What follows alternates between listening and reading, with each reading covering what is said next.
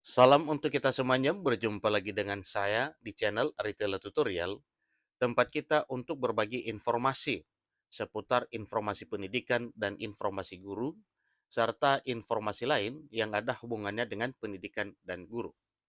Pada pertemuan kali ini, saya menyapa Bapak Ibu honorer setanah air yang selalu setia melaksanakan tugas tanpa mengenal lelah. Saya yakin bahwa Bapak Ibu honorer selalu dalam keadaan sehat walafiat. Pada pertemuan kali ini, ada informasi penting yang perlu saya sharekan kepada seluruh Bapak Ibu honorer terkait dengan bagaimana nasib honorer ke depan ini. Nah, di sini disampaikan bahwa Badan Kepegawaian Negara dan Kementerian Penekunan Aparatur Negara dan Reformasi Birokrasi, BKN dan Kemenpan RB, bicara soal mekanisme kontrak terbaru P3K hingga karir yang bisa melampaui PNS.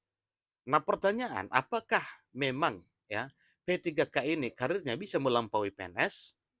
Simak video ini sampai selesai, jangan ketinggalan informasi. Dan bagi Bapak Ibu yang sedang menonton, demikian dengan Bapak Ibu yang mungkin baru menemukan informasi melalui channel ini, dukung dengan cara like dan subscribe, share, dan komen, serta nyalakan tombol notifikasinya supaya semua informasi yang disalurkan melalui channel ini selalu update di layar Bapak Ibu. Tanpa basa-basi lagi, langsung pada informasinya. Ayobandung.com mencatat satu informasi terkait dengan pembahasan nasib honorer di tahun 2023 tahun ini. Entah itu diangkat menjadi PNS, ataupun P3K penuh waktu, dan bahkan P3K paruh waktu.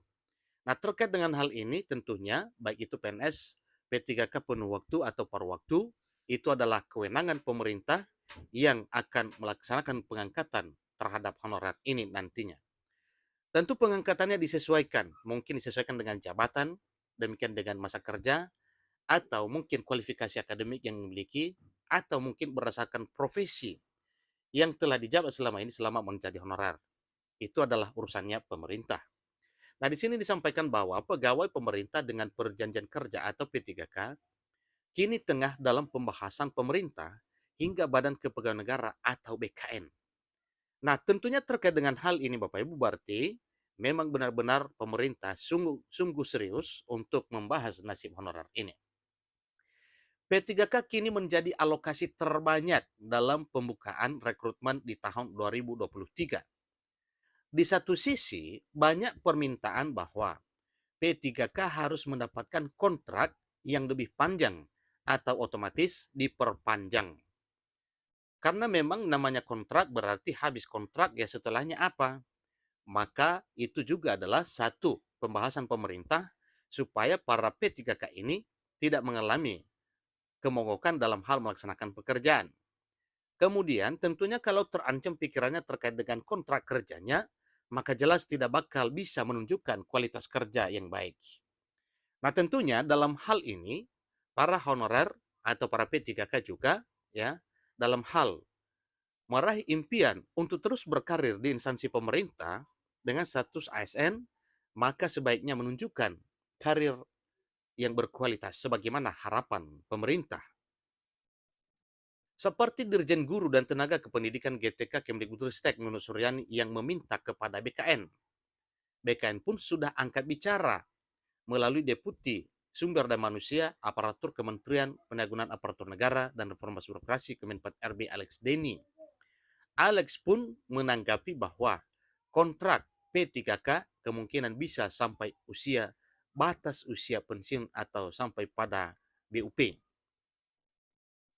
Meskipun begitu, aturan BUP tersebut harus melihat kinerja, kompetensi dari pegawai pemerintah dengan perencanaan kerja atau P3K, hingga kebutuhan dari instansi.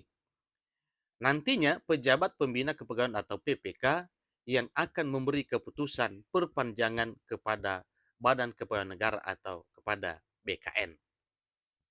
Yang pasti, dalam jenjang karir P3K berbeda dengan pegawai negeri sipil atau PNS, yang mana dapat mengisi jabatan pimpinan tinggi atau JPT utama, JPT madya, dan JPT fungsional tertentu. Itulah perbedaan antara P3K dan PNS nantinya dalam hal menduduki jabatan atau karir tertentu. yang meliputi bisa mengisi JPT atau jabatan pimpinan tinggi utama, kemudian jabatan pimpinan tinggi media, dan jabatan fungsional tertentu. Karena PNS harus memulai karir dari bawah dahulu, sedangkan P3K bisa langsung dari jabatan pimpinan tinggi sesuai dengan formasi yang dilamarnya.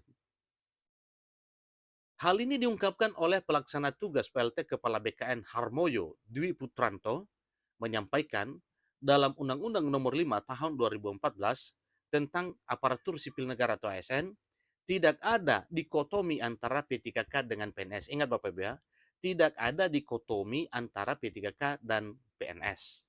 Dikotomi dimaksud artinya tidak ada perbedaan, tidak ada sekat pemisah dalam hal menduduki jabatan atau mengisi kekosongan jabatan tertentu. Sehingga disampaikan bahwa ada 3 jabatan pimpinan tinggi ini, ya sebagaimana telah disampaikan tadinya bahwa ada jabatan pimpinan tinggi ya utama, jabatan pimpinan tinggi madya, dan jabatan fungsional tertentu. Nah, dengan tegas disampaikan oleh PLT Kepala BKN yang baru yaitu Harmoyo Dwi Putranto bahwa tidak akan ada dikotomi antara P3K dengan PNS sesuai dengan apa yang telah termuat di dalam Undang-Undang Nomor 5 Tahun 2014 tentang aparatur sipil negara. Jadi itulah informasinya Bapak Ibu terkait dengan hal ini. Semoga apa yang diimpikan oleh seluruh Bapak Ibu honorer selama ini untuk bisa diangkat menjadi aparatur sipil negara, dan sebagaimana kenyataan dan fakta di lapangan bahwa pemerintah sudah memulai hal ini sejak 2019, yaitu pengangkatan P3K pertama, kemudian dilanjutkan dengan P3K 2021, seterusnya P3K 2022, dan dilanjutkan dengan P3K 2023 tahun ini. Dengan berbagai formasi dan jabatan yang akan diisi oleh para honorer, demikian juga dengan para pelamar fresh graduate. Nah, Bapak Ibu honorer, tentunya ini satu bahan perbandingan kepada Bapak Ibu dalam hal pengangkatan menjadi aparatur sipil negara di tahun 2023 tahun ini. Di sisi lain, satu hal yang perlu kita syukuri, bahwa dengan tegas semua elemen pemerintah menyampaikan bahwa per 28 November 2023 tidak akan ada pemutusan hubungan kerja secara massal atau PHK secara massal bagi Bapak Ibu honorer. Demikian dengan gaji yang diterima tidak akan terancam, bahkan diupayakan bisa sejahtera semua honorer yang ada. Demikian dengan hal lainnya yang merupakan 4 poin penting yang telah disampaikan oleh pemerintah terkait dengan nasib tenaga honorer non-ASN. Nah, Bapak Ibu, demikian informasinya. Semoga impian Bapak Ibu honorer menjadi ASN bisa tercapai di tahun 2023 tahun ini. Sampai ketemu pada informasi berikutnya. Terima kasih.